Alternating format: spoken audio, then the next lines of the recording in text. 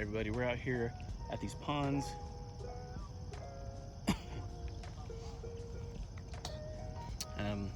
Anyway, right here at these ponds, we're gonna see if we can make it happen today. I've been fishing in a hot minute, probably, I don't know, 2 weeks, 3 weeks maybe. It's been a while. It's been pretty hectic with work and things like that.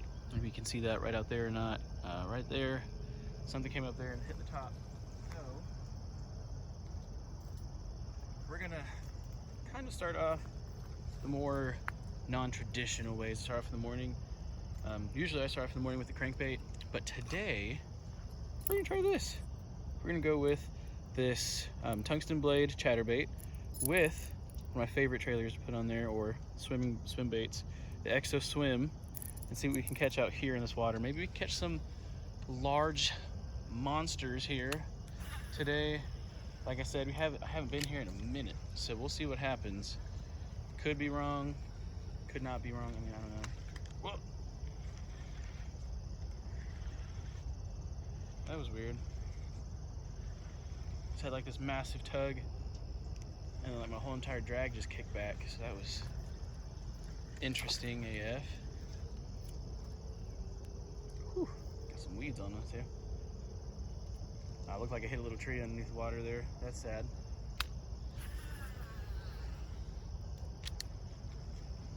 That's depressing.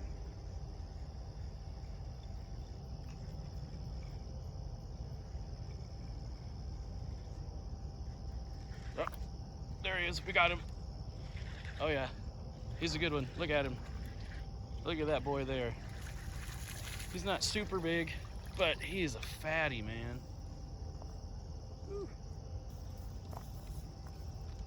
Now look at that. Ladies, gentlemen, fellow anglers, that right there is a beast. The Exo Swim chatterbait tungsten blade today. So, looks like the non-traditional method is working out this morning.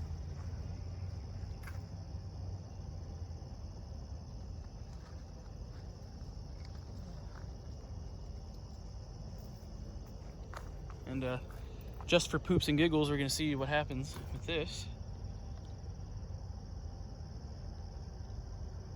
Turn it on. Okay. There we go. Shows we're zeroed out. So let's see here. Get in there.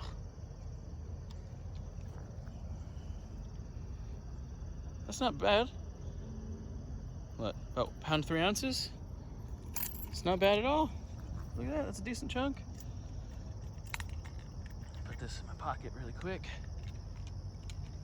See, look at that. Beautiful little bass. He's got a good colored lateral line going on there. Pretty little dude. All right, Jeffrey, see you later, man. Woo!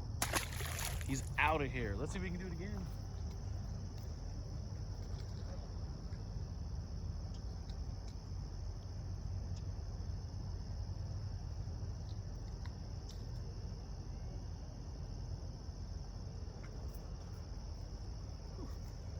Also, just in case y'all are wondering, this is a Rapala digital scale. Let's see if I can get a focus in here. There we go.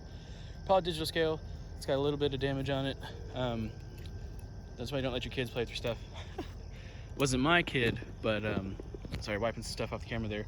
But this right here is a decent digital scale. It was only like 20 bucks.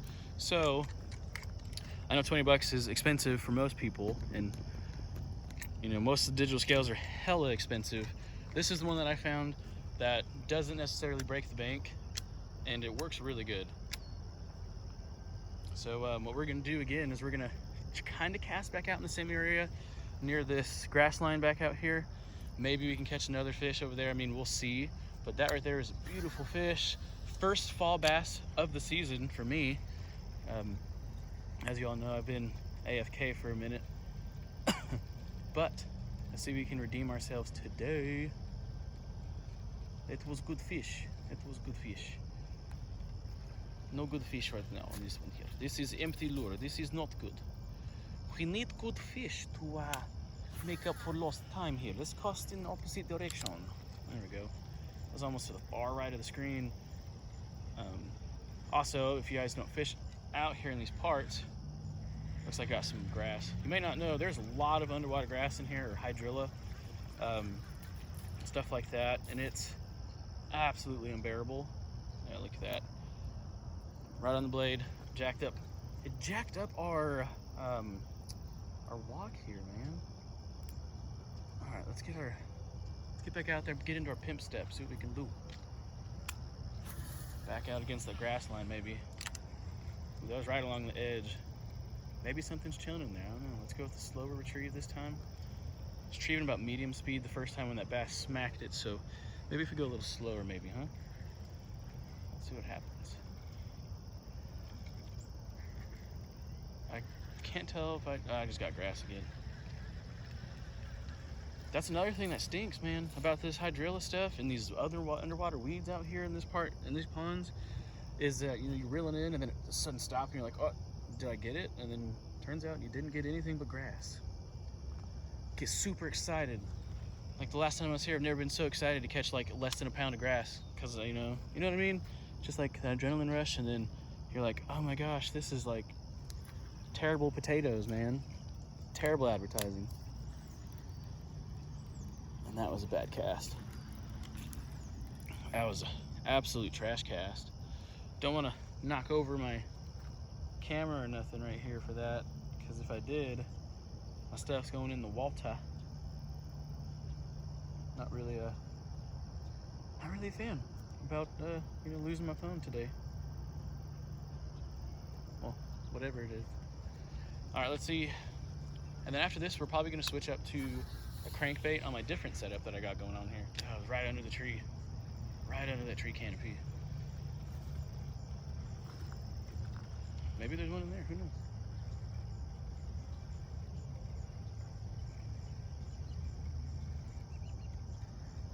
Gosh, man. The grass is strong in here today. Oh, look at that, we got it off without having to get it off. So, with what it's looking like here, if I use a crankbait, I'm gonna have to use a shallow crankbait. You know, this water here is not very deep at all, so using a deep diving crankbait definitely would be a no-no. You're just gonna drag bottom. I mean, if you're feeling risky, you know what, you can do that if you want to. But in the shallow waters, shallow crank or a lipless crank would work excellent. When I was using my KVD Summer Craw colored lipless crank through here, it was like a 3/4 ounce lipless crankbait, and that thing was absolutely killing it here. It was just about every cast that I made was literally hooking up fish left and right. And that wasn't just on this pond, that was also, you know, on other bodies of water that I fished too, like Lake Atalanta, Lake Bella Vista, all that stuff. So I mean, it doesn't necessarily just work in these small ponds. It works literally everywhere. Worked at Siloam Springs Lake, fishing along the dam. I mean, it's an amazing little lipless crankbait, and then I lost it because smart casts happen sometimes, you know. You think you can get it underneath that tree canopy, but then you remember you have double treble hooks on it and you completely botch the whole thing. And then you cry a little bit afterwards because you just lost one of your favorite lures. I'm pretty sure we've all been there. Lose a favorite lure, cry for a little bit, go on to the next one, right? But that's what happened to that one there. We got some, look at this, grass bass coming in the frame here. This is what I call a deceivus, a deceitful bass, because there's nowhere near a fish, but it feels just like that one that I just caught. Like it's a pound, like it's a pound and 3 ounces, but really it's just 10,000 pounds of grass. That was a good one. I was almost off frame again. So back there, I'm not sure if you guys can see it. I'll rotate the camera here in a minute when I reel it back into the bank here. But back there in that little section is kind of, oh, we got some grass again. Maybe? Yeah, we got grass. So back there in that little area where this is coming from, out there in the side of the frame there, there's actually like a little canal that kind of goes back and then feeds off into, I mean, you could call it a stream if you want. I would just say it's like a little drainage connector from one pond to another one, because where I'm at, there's a chain of 7 ponds here. This one here is one of the last ones if you're going to the west, and I believe this is the second to last if you're going from east to west. On the west side, this is one of the biggest ones over here on this side, and they have these little connector streams, if you will, and you know, they kind of flow that way. Over here, it's really good after it rains because all the water's flowing in here, but after the fact, so let me set my fish pole down, and then I'll rotate you guys here. So right here, don't know if you can see it, well, so we can raise the camera up. Maybe we can get a better angle on it there. Doodle-doo-doo-boop-doo. So right back in here, you can kind of see it. Right back in here, right, the water comes from this general direction here, flows into here, and then of course flows out into the rest of this pond here. But back here, the water funnels in, they're back in there, and then it goes out to the back and then flows out into the little stream or drainage, little drainage canal or drainage ditch, whatever you want to call it. And then back in there, if you're running along the weeds on either side, you can hook into some monsters. And the water's also not too deep back in there. It's fairly shallow. So, you know, early spring, you know, fall, wintertime, whatever, I've had countless fish caught back there in that little canal where the water is flowing out. So, you know, where the inflow's coming is absolutely perfect, but when it's completely still dead water like this, me personally prefer to go to the outflow section, because, you know, your bait fish are going to be, if they're in that area, are going to be going more towards the water that's flowing out, trying to fight the current to stay out of flowing, you know what I mean, like flowing over, and then the bass can just snatch it up and not have to worry about anything. So that's why I always pick over there. Do that. Now, what we're going to do here, we're going to start off with another non-traditional on my other setup real quick, and then we'll switch to a crankbait.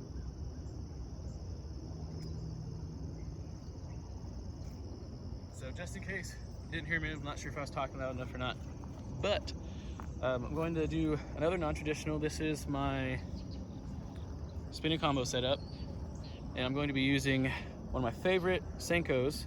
This is the Gary Yamamoto Senko. It's called the PB&J color pattern. Look at that. I want to eat it. I'm not even a fish. That looks delicious. But we're going to try more of like a, I guess like a finesse approach this morning for non-traditional methods, and then we'll switch to a crankbait and see what happens. I mean, usually this is basically going to be like trying to shoot a target in the dark right now. No idea if it's going to work, but we're still going to try it to see if it works, because if it does work, then we know that even early fall, they're still going to smash these. Because this right here is usually the bait I choose in the springtime, but with the water conditions being so clear this morning here, I decided just to go ahead and leave this on here and give it a shot and see, you know, if I can get anything that makes a difference. Goodness, grass is insane. Even when you have it T-rigged for weedless, you still get grass. That's how much grass is here. Like, it's absolutely bonkers. Oh man, that was right in the grass. That's what we wanted. That was a terrible cast. I apologize. That was terrible. Okay, we're gonna, ooh, there we go. That was a good one. There we go. So we're right over in here. Probably see my line just chilling right there. We're gonna let it sink and then just slightly bounce it. There's a pretty big warmouth in here too, so that'd be, look at that, we got grass that decided to launch our bait back to us. How thoughtful. How thoughtful is that? So let it sink, and then we'll bop it here in a minute and see what we got. Man, this line, you can see it on the camera, that's disgusting. I need to re-spool this bad boy. Oh, see that? There we go. Oof. Yep, we got him, but we gotta, oh goodness gracious, man. See what I'm saying about the grass? Is unbearable in here. It's disgusting. I'm gonna have to try to hand line it.